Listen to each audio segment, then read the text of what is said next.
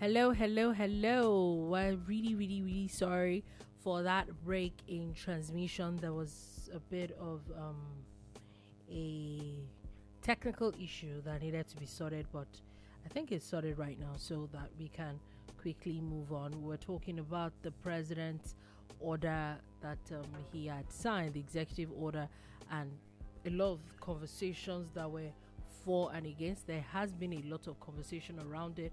Some people say it's okay, some people don't want it, some people think it's not the right thing to do at the moment. So we'll be definitely looking at those are the things we're going to be looking at right now. So let's continue our conversation. We can actually just continue the conversation. So you were saying? Yeah, so you are still definitely listening to the Boom Bar. Thank God it's Friday, New Music Friday. And the whole thing is the president has signed an executive order basically removing certain aspects of revenue. Transparency in government when it comes to revenue, you cannot argue with that because the figures are out every 3 to 4 weeks. The federal allocation is there. It is agreed upon by all the states and it is shared to all the organs of government, and what is saved is saved. So what this means is there will be more funds. Yeah. Now, not necessarily for monthly sharing, but preferably for maybe other things that could be done. Maybe some systemic, organized growth, maybe by region or by state.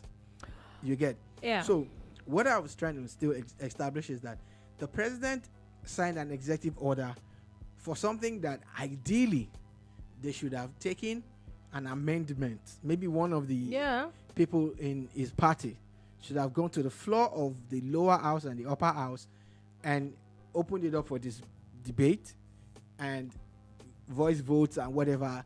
Then it is passed as law and signed into law by him, like he did almost immediately with the Electoral Act amendment. So, but he's looked at a power that he has as a president. And that's why I'm also saying that, again, executive orders are there for this kind of reasons, but it does not mean that you can always use an executive order for everything. And even the one that you have used cannot be challenged. There definitely are limitations to it. But definitely these conversations are not ending anytime soon. And except somebody goes to court right now, I think that for now, this executive order stands and everybody would rearrange themselves accordingly. Now let's move on from that and let's go on to Mr. El-Rufai. Malam El-Rufai, sorry. It seems like his wars are not going away anytime soon. And there was something somebody pointed out a few days ago, and I think that because of the situations of things that have happened or the allegations against him, on a normal day, even Omoyele Sowore, there's always the outcry that, oh, this person is, the government is attacking this person, this person is being witch hunted and all that.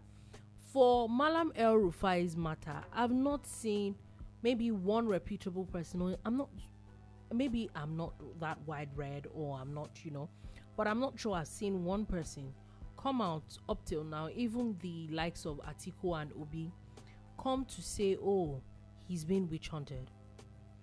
From the beginning of this week, he has been tossed from the EFCC to the ICPC to the DSS, and the latest news is that he's also now being his house has been raided by, I think, ICPC today. Also, DSS has now announced that they're arraigning him February 25th. That should be in next couple of days, over NSA's phone interception and cybercrime. There's so much. Also, remember that the DSS is also now looking or they are reopening the Dadiyata case, and they're asking him to come and provide questions, answers to a few questions that they have. Like, there's so much around him happening at the moment, and I would have expected the popular opposition to have something to say about it. Well, some of the names that you mentioned are names that are definitely at loggerheads with someone like the president. No, Sorry? Atiku. I said Atiku No, and Peter Obi. I don't think So, they are so guys with him. some of the names, I will repeat myself for emphasis. Some of the names you mentioned Omoyele Showore's name. No, I was talking about Omoyele Showore. I'm talking about him. I'm talking about even when Omoyele Showore gets arrested, which is a normal thing these days. Do you understand? There is one or two people that have something to say about it. Okay. That's what I'm saying. I'm not talking about him commenting on him. No, that wasn't what I was referring to. Well, maybe you should be more explicit with your words and all of that. Anyways, whatever you said is still very valid. And what I was trying to say in essence is that even if it was a Showore matter or not, that a lot of people will not comment because Nasir El-Rufai seems to have a long list of people who don't like him. There are people who like him too, but I don't know how many. And a few days ago, I was telling you about an association of people who came up with, some kind of press statement on social media as published by a journalist called Kefas, who came out basically boldly, to say things. Yeah. And it's not hidden. It's been saying it for months, if not years. And for 1 minute, an El-Rufai who on Twitter is ready to school anybody has never tried to shut that guy down or say he's telling lies or whatever, and that he will sue him because he's always quick to sue people and all of that. So you start to look at Kefas making those allegations of how he was treated allegedly by El-Rufai when El-Rufai was the governor in his home state of Kaduna. Then you want to wonder, like, oh, really and truly, could these things actually be true? True. And in that list that Kefas put out, there's Chidi Odinkalu. I mentioned it the other day. Now, Chidi Odinkalu is on me in the TV now telling people things. Even the one that is not on the list is a former friend and former senator. Sonny. They are all saying things about Nasir El-Rufai. So, it will be hard. Now, the people you mentioned, the Peter Obis and the Atikos, hopefully for the first time are taking their time before responding. It is on them actually to speak positively for him because he is a member of their party. Exactly, and nobody's talking right now. So I'm like, so is it that the evidence is so overwhelming? Some of their spokesmen have already said things, but for an Atiku to take this long, and we all know that El-Rufai is a long-term associate of Alhaji Atiku. Abubakar, yeah. You get that long-term associate. The Amechis of this world were busy protesting last week, and in the mode of protest, they should have extended it to the matter of. But again, politics is very funny. Politics is funny, and so you start to wonder, maybe they are cool with it.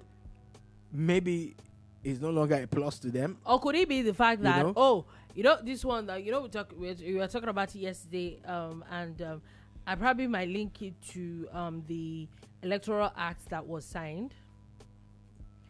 That now we know that there's nothing like indirect primaries anymore, and so if we know that the ADC is going to have to, for anybody that is going to get the presidential ticket of like the ADC, for example, is going to have to cross a major hurdle. Yeah. And I'm not looking at it that if we look at it from that angle, could it be also that, then nobody's saying anything about it because, one person is out of the equation? Exactly. It could be that. It could be any of that. But again, you also know that you need that one person because of his own structure too. He has a massive followership in Kaduna. You cannot take that away from him. The last time that he was driving into Kaduna, it was like a glorious return. It was a joyous homecoming for him. He has these massive numbers that like him. Kaduna is more or less divided into two. There's the north and the south. And he seems to have a large number of people in the north of Kaduna that actually like him a lot. In the south, it's a different ball game entirely. A lot of people there are not fans of Nasir El-Rufai. But its problem seems to be like a long shopping list. Like when you actually splurge at the supermarket, the list is that receipt is long. Yeah. So you're taking it off and all. Because how was he arrested by one security organ, released by one, picked up by one, then seconded to another. Do you get? And I was saying here already because the news is out there anyway. I'm not claiming like I have any exclusives. But on Wednesday, I had an appointment with the ICPC. You get? So maybe it was one day late, but he still had that appointment one way or the other. Now, the same ICPC came out to say it's with them. So he ain't going home.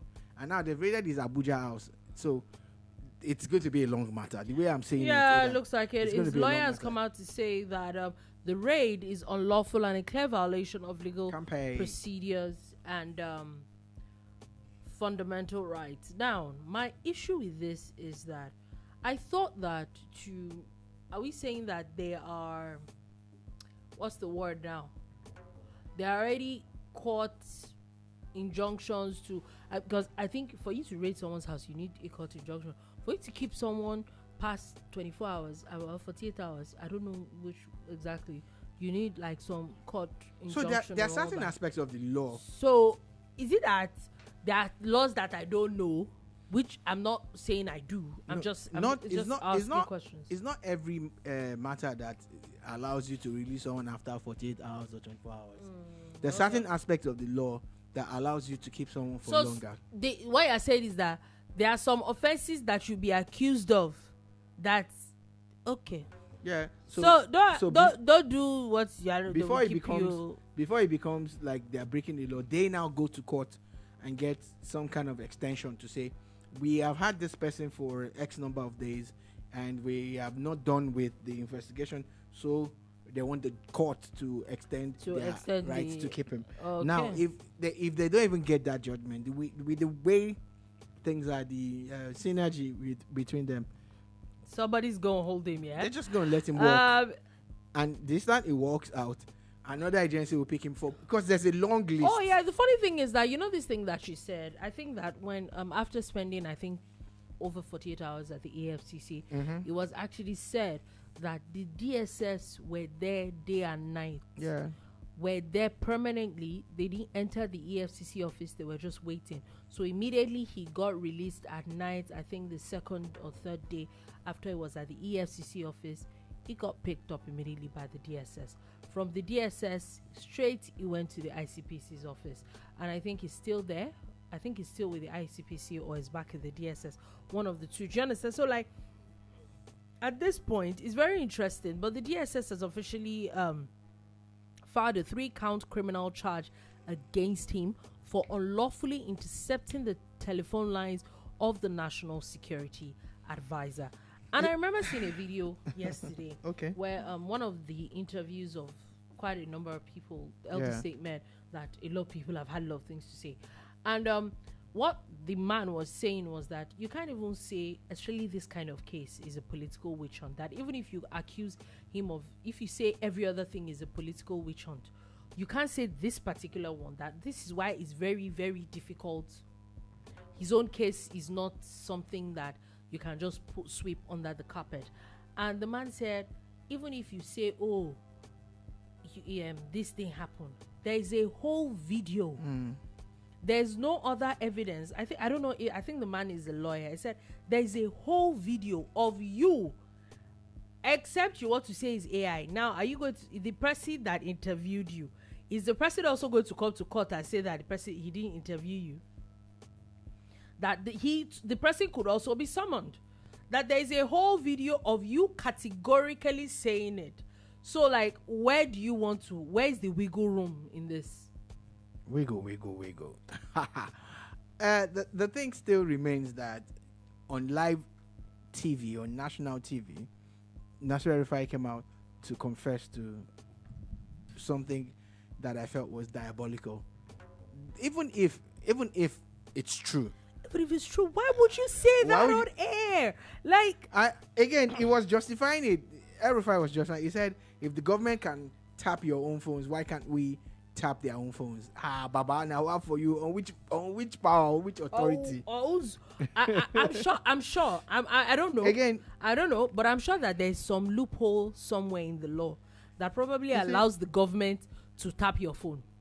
You see, even if there's none, even if there's no loophole, they can manufacture it and they can. They own the infrastructure, so what's left? But one of the things that I see is that it's a word of advice now, and I hope this is not what has happened to Malam El-Rufai, that Nuhu Ribadu is your friend or was your friend personally, does not mean you will not respect his office.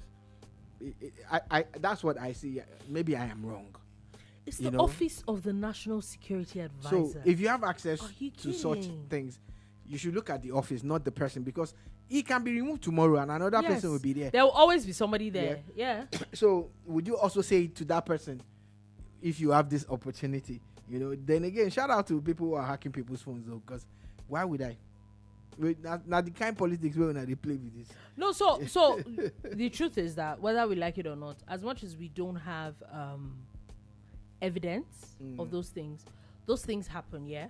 In fact, government agencies, a few government agencies, like take for example, INEC have come to say that they've got a lot. They had to do like 2023 elections. There were millions of attempts at hacking, and so we know that it's a thing. What I'm saying is different. My own is, even if you are opportuned, which I'm not saying is right, to do it, or you are in the position to do those kind of things, why do you think it is okay at any point to say it out? Yeah. What I'm actually that's saying the wild is part that, for me. is like, that if politics requires me having to do this extra thing, do you do that? You're not interested. Count me out. You're not interested. Count me out. Because the truth is, probably maybe hacking the NSA's phone. I think that if for you to want to do that, I don't think you wish Nigeria well. Except you are going to say that, okay, take for example, the NSA had there are things that you learned that is against national security, because hacking his phone alone is already fighting. It didn't even stop at that. Fighting against national security. He had proof that the NSA had procured poisonous. You did all that, and then I'm like, items from Poland. Before you come and say that on air, I think that it would have been better. Why do you have to say it? Maybe. What do you gain? Put the information out there. Do you understand? To who? For who? No. Maybe send it to the police. To what purpose? Or something. That's what I'm saying, that even if you think that the NSA has things, is doing things against national security, but that you now made this alarming statement. See, let's even assume he has evidence about the poison or something. That one is a different matter. The act of bugging another person's phone is criminal. At what point did he think that he was going to say those things and he was just going to let it go? And the thing about it is that, since the advent of the new laws that govern data management, cybercrime and all of that, these are big issues, So let's see, Sha. Sheye Faron Pojo. Sorry again for. You should learn the name. Sheye Faron Pojo. I don't know if Faron Pojo. Abi Faron Pojo. Don't do that. Don't do that. Don't let us. Sheye. Can we call you Sheye? He has a comment and he says they both want to be president after Tinubu. He was trying to disqualify Nuhu. Funny enough, I think that is a very tenable we've had conversation. Yes.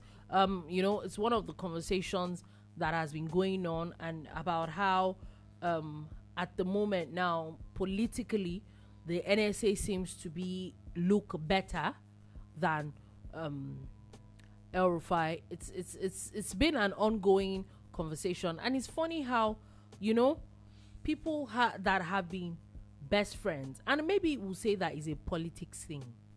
I've had friends that I used to be really close to that I'm probably not very close to anymore. Probably don't even speak to some people anymore. But I don't think it will get to a point where you now become sworn enemies. Because at this point, I remember that I saw a video today, and now a lot of old videos of Malam Nasir El-Rufai has now been popping up. Where the one that I saw last week or earlier this week was where he was saying that if he leaves the PDP, he's going to retire from politics. And everybody I saw comments where people were like, when are you planning to retire? also that, and I know that a lot of comments were like talking about how it's lack of integrity. If you say something, you should stick to it. He said this, I think, as far back as 2015 or something. I'm not sure.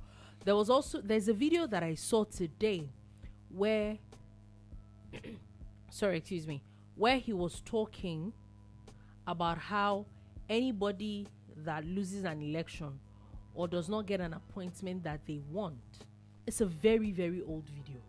I'm not even sure he was governor then. That all they are planning to do is to sabotage the government. And it's just very, like, really, I wonder how maybe your younger self, if your younger self saw what you're doing right now, like, maybe you shouldn't have said those things. Because right now there's a lot of contradictory things that he had said a while ago that seems like he's just unraveling now. And I know a lot of people will say it's politics, but where do we draw the line from politics? Don't we have what's the word now? Don't we have standards? Don't we have, because first, before we become politicians or whatever it is that we are, we're human beings. Don't we have values? So because the value does not align with yours means they don't have values. Value is relative. What's your values? Your values are that nobody can believe whatever it is you say. Campaign. Okay, you were saying? You think it doesn't have values? It says that it's going to kick the government out.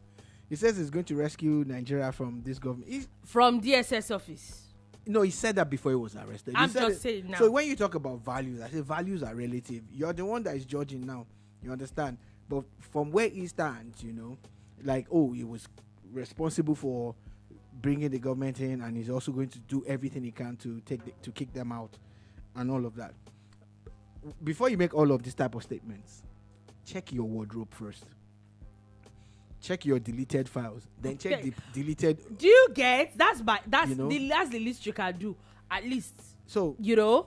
But now it's not about even your past. It's about the you present, going on here, and the anchor, fantastic professional, Charles Anil Golu, right?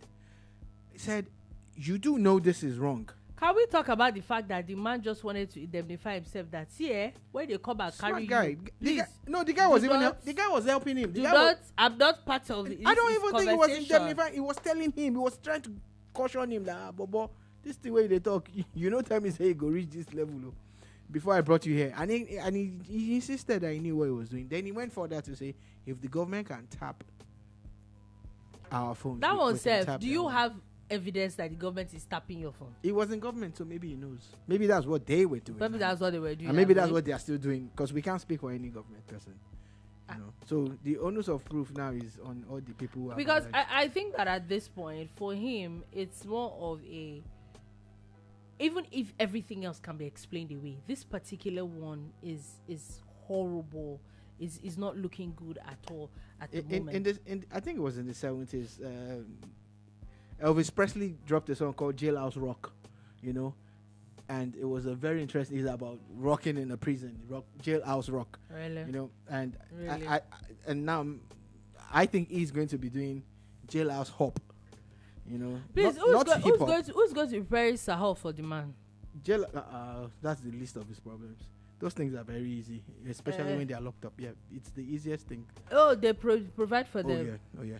So Jailhouse Pop is him, you know, hip hopping and going from one. He needs help. One lockup to another. The man needs help right executive now. style. He needs a lot of help. Now you're not being nice. It's going to now be you're a officially long ride. You're not good. You're not a nice fellow. Campaign. What's the plan? To finish it before we're ever done with half of the show. We're not done. Okay, yeah. We need refuel. Anyway, moving on from that, let's talk about a bit of elections. So apparently local government elections in FCT is happening today. In case you're wondering, they have area councils. That'll be tomorrow, actually. Sorry, tomorrow. But the also River State is also having, it's interesting, yeah, that River State is also having local government elections tomorrow. there's now restriction of movement in Abuja and in River State, just in case you are wondering. Now, I think there's something very, very wrong with what has happened in Abuja, or what's happening in Abuja. Yeah. And it's caused a bit of confusion. Now, I still feel that our elections are funny. The fact that we have to shut down completely for elections is funny to me, my opinion. Then usually it's, from 6 a.m. to 6 p.m. there's no movement. Or from 7 a.m. to 7 p.m. there's no movement. No free movement. Only people who are accredited will be allowed to move. And people who are playing football on the expressway. Those are the people that are allowed to preach that movement. But how do you tell people that there's no movement from Saturday evening, from Friday evening today, till Saturday evening? You know the worst part for me is the fact that it doesn't make any sense. There are no elections today, but there's no work in Abuja today. I get that part where it says, okay, you know what? Travel to wherever you want to travel to go, because you still know that. Is it not the same Abuja? Where are they traveling to? No. Some since there will be no movement, not everybody is registered where they work, and nobody is registered where they live. Some people I know a few people who had to register to vote where they work. In fact, I have a friend that whenever it's election time and he still hasn't moved his card, he moves to the island, because then he was working on the island and living on the mainland. So if he wants to vote. So, but of course, now he's a big boy and everything. So he actually just gets a nice hotel close to his former office, and that's where he is. Friday, Saturday, Sunday is off, and he likes voting. Do you get? Now, it's within Lagos. Do you get? Some people sleep on the floors of their office because they want to vote. Some people sleep in their shops. I agree. In Lagos, in Isaleko. Yeah, I agree. I know of one or two. So let's be fair. Abuja is not that small. No, it's not as if it's that small. Like there are 6 different councils that they are voting now. So giving them a day off to go get ready to vote tomorrow is fine. But restricting movement for over 20 hours, almost 24 hours. Yeah, about 22 hours. Maybe in the morning. I don't know what Wike is doing in that place. Even in the morning, there's already conversations that why are we even restricting movement at all? Now we have moved it from the day before. We have moved it from the day of the election to the day before, and I don't know what the plan is. And the truth is, it's just local government election. Yeah, it's just. Let's be calming down. Let's be calming down. And speaking of that local government, why Dolupo tries to get that message up, there's a funny trend. I'm seeing about 2 PDP candidates. Oh yeah, that stepping down for 2 APC candidates. Yes, I've seen that as well. You know why I will not be too surprised is because it's not the first time we see this happening. We see it happen a lot. Maybe we don't see it. We don't see it in Abuja, and we also don't see a lot of that maybe in local government elections. The last local government elections in Abuja, and Buhari was the president. Yeah, I think Abuja. It was 50-50. Yeah, Abuja seems to have always been like a battleground when it comes to local government elections. The APC compared to states where once the governor is a party of the governor wins, is almost like landslide. Yeah, Abuja always seems to be like Abuja elections are conducted by INEC, Dolupo. There's no Abuja Electoral Commission. Oh, interesting. It's INEC. It never occurred to me actually. Yes. But now, so that's why that will not happen anymore. People are now officially stepping down.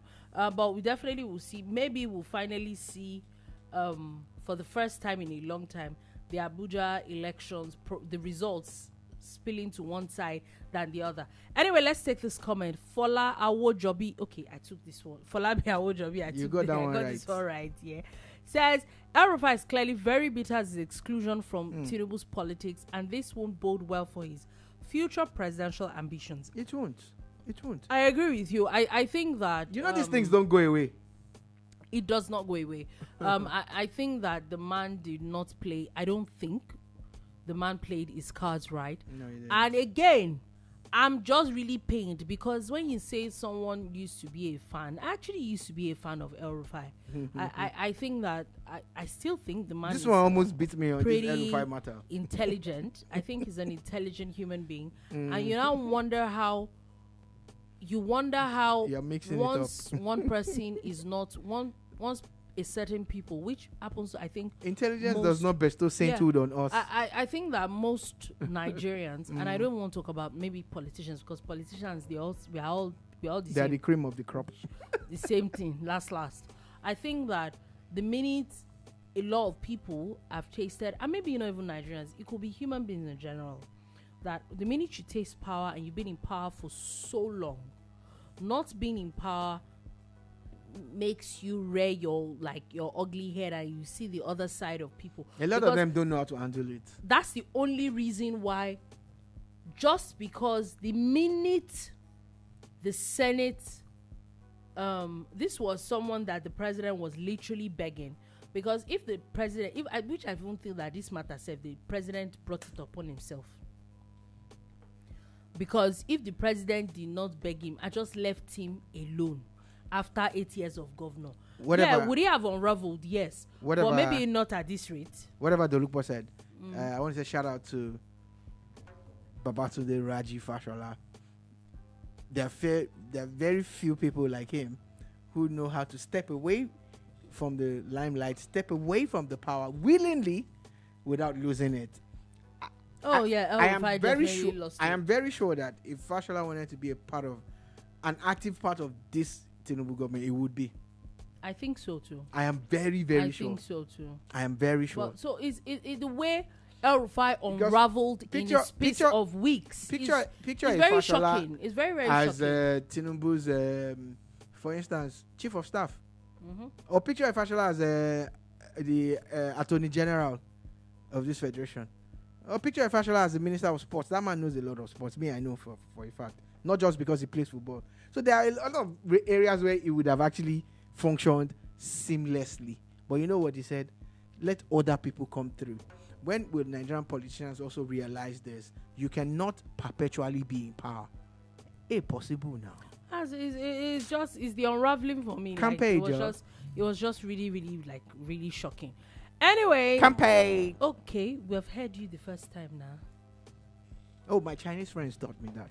Anyway, moving on from that, police confirmed 3 dead after a sad attack in Kebbi State. It's such a very, very, very sad situation. Anyway, I wanted to since we're talking about elections, I know that Rivers State by-elections also happening tomorrow. So we'll see the drama. Remember, for people that do not know, these elections shouldn't be happening right now. But the court has sacked everybody and told everybody that the elections that the governor conducted were illegal. And so they're now redoing a lot of elections. We know that, I think, was it earlier this week, the governor had sacked all his, the executive council. So maybe we'll just see what a lot of people have done a year or two ago. We're just seeing maybe a new arrangement in Rivers State. But also, there's also talks, there was also a report yesterday that the Rivers State Assembly has now halted impeachment proceedings against Governor Fubara and his deputy.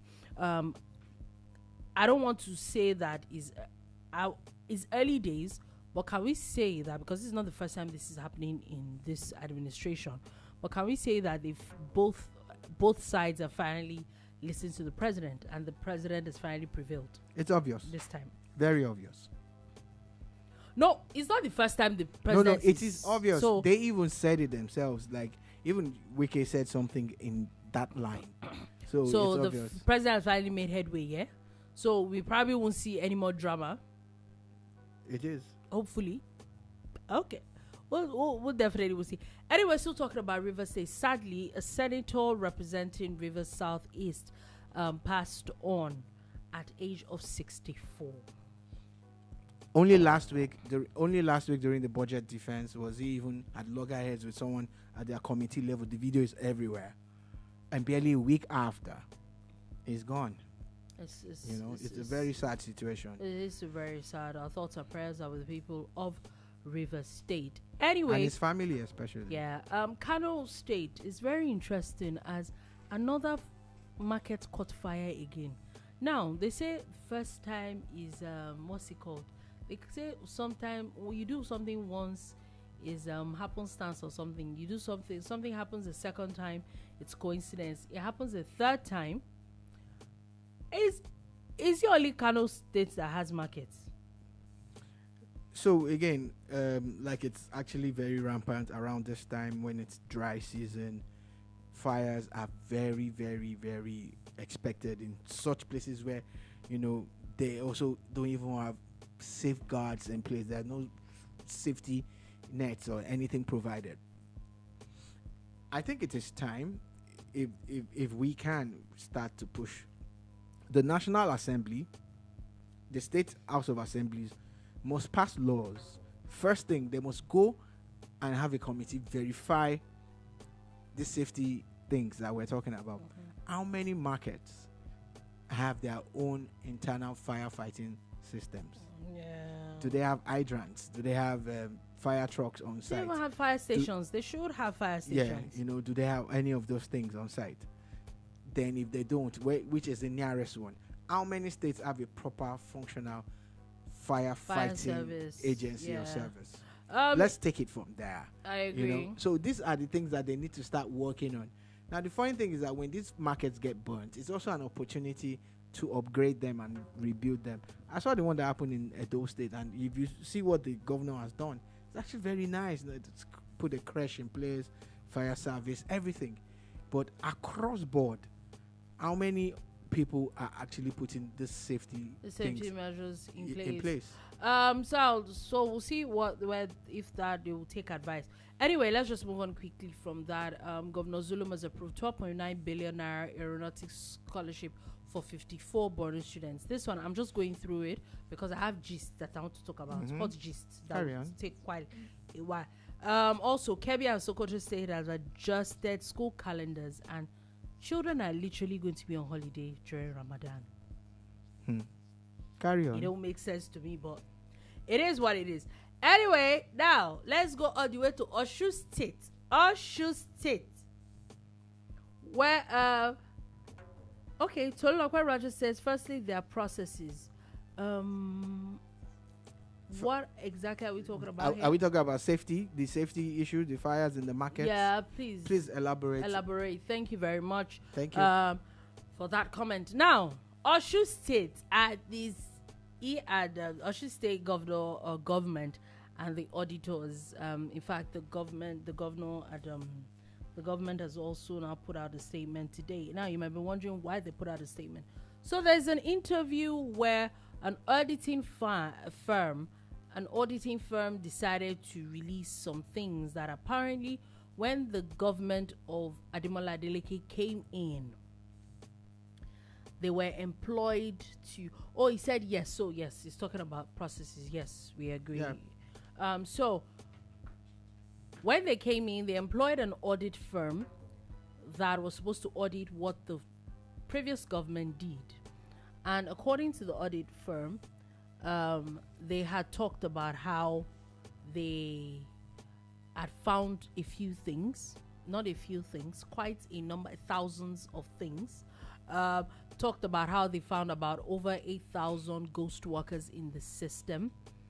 Talked about how they had informed the government of this and how they were going to move forward from it. However, they said that only for them to hear from the chief of staff of the governor that nothing was going to happen. They had talked about how they had found how thousands of salaries was being paid into one single BVN, and a lot of other things. And in what I say, counter to that, there's a lot of issues saying that, the government, even the Osun State government, I put out a statement this afternoon saying that, that this is the APC trying to discredit their, and that's their defense. That's their defense, saying that. But did it happen? A lot of these people, that they had the audits happen and that they have transferred all their findings to ICPC, and they talked about also how a lot of these so-called ghost workers were people that the former governor had employed, Governor Tola had employed. However, so 4 years after you got into government, you still didn't do nothing about it. However, there is actually a whole news publication, as far back as 2022, where immediately the governor came in, there was reports that he had sacked the 12,000 workers that the former governor was said to have employed. So it's two things. So let's not conflate my question is, one is the matter of ghost workers. The other is the matter of people being employed. So now they're trying to hinge, according to what I read, they're trying to hinge those ghost workers to the people that were sacked. The people that the governor had, the former governor had employed That were sacked. But according to reports, you had already sacked those people. So I was right. The people that were sacked. So also, the audit firm had come out to say that even though they had all these things had happened, there was a channel that they wanted to go through, and that they wanted to make the payroll electronic and all that, and then the government did not allow it, and that yearly they're paying about 13.7 billion naira into the coffers of ghost workers yearly.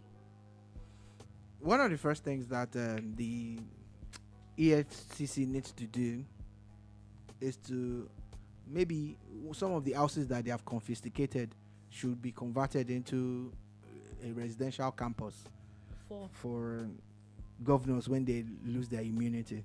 Wow. So that they can actually do proper investigation. I'm just suggesting, and beside it will be an hospital, because immediately you start to hear they want to fly abroad. No, everything will be done on site. That's one. It's just an advice. It has nothing to do with what we're discussing now.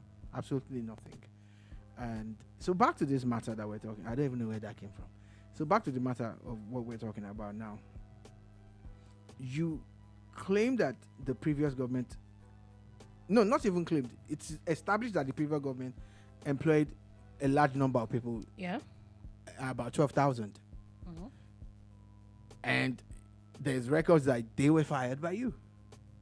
Yeah. You did a lot of reversals. Now remember, you're changing the name from this to that. You changed the you did a lot of reversals. So we're talking ghost workers now. They're Osun State people, ghost workers, and there is no way salaries are being paid into one particular account, and the banks are not culpable. Yeah. Can we also talk about the fact that according to these people, they say that they finished and they submitted their reports to the governor's brother. As who and now? My question is, in what capacity? There are pictures of it. Pictures or not? In what capacity? In what capacity? And then, you hear a lot of these rumors from Osun State. Yeah. But I think that but I also have a question for the audit firm. If you did these things as early as when the governor came in, why are you just talking about it now? Maybe it's not that they just got the ginger to talk. So I think everybody's culpable. I think ICPC needs to. I saw snippets of the governor of Osun State campaigning, and there's a part where he was shouting, "I love you, I love you, I love Osun State, I love the people." That video, I love it. I'm like, that video. Are you sure that everything was? Back it up. Are you sure everything was? I have only one question. What's going on here? What's going on here? I swear. What was that video is? Let me just. I don't know what. They are politicians. And they are politicians. They are politicians. I agree with you. And my Egbon Ade Rogers would always say politicians. It's a very interesting news. Also, there's a very interesting news that is coming from Ogun State. So, for people that have been on social media, there's a particular lady that put out a video a few days ago talking about accusing some unknown person of rape and all that. And the matter actually became a huge matter. National issue.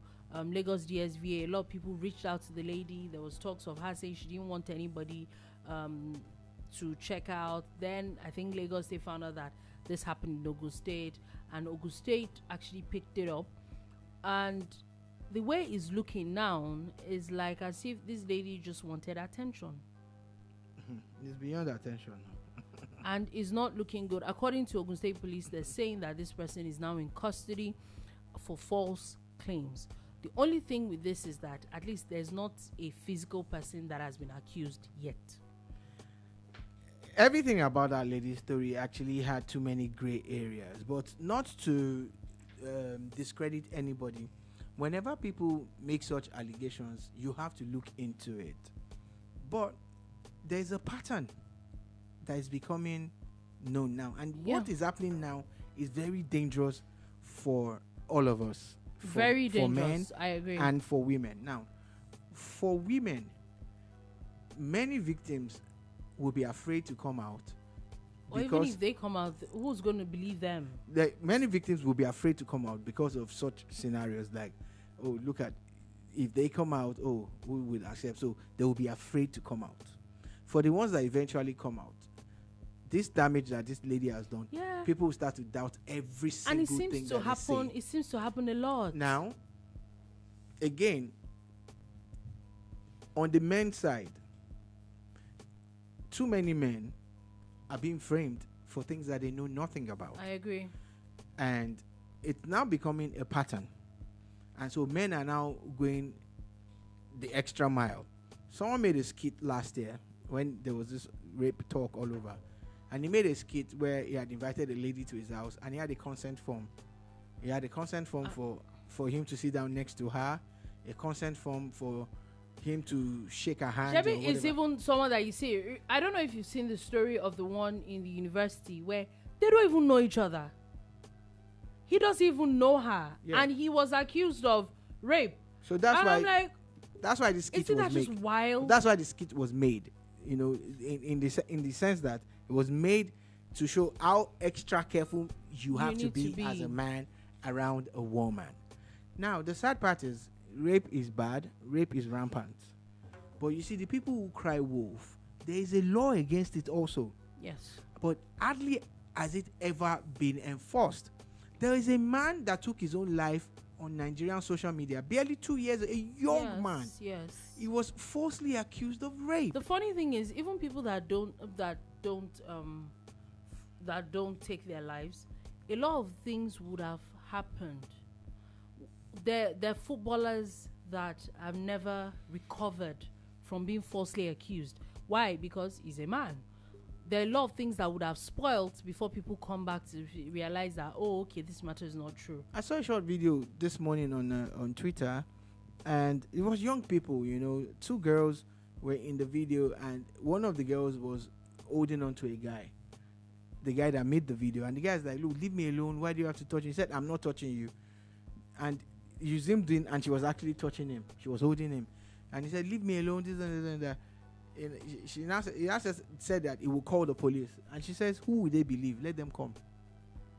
With confidence, she says, who will they believe? Anyway, talking about... As simple as that sounds, it is weighty. Like, if you look at it, she's saying that our own gender will get away with blue murder. Exactly. And this is a dangerous place to be. Talking about, you know, allegations and interesting matters. So there's a story also on social media where a Nollywood actress has now been accused of costing a delivery man his job. And why? Because apparently after delivering,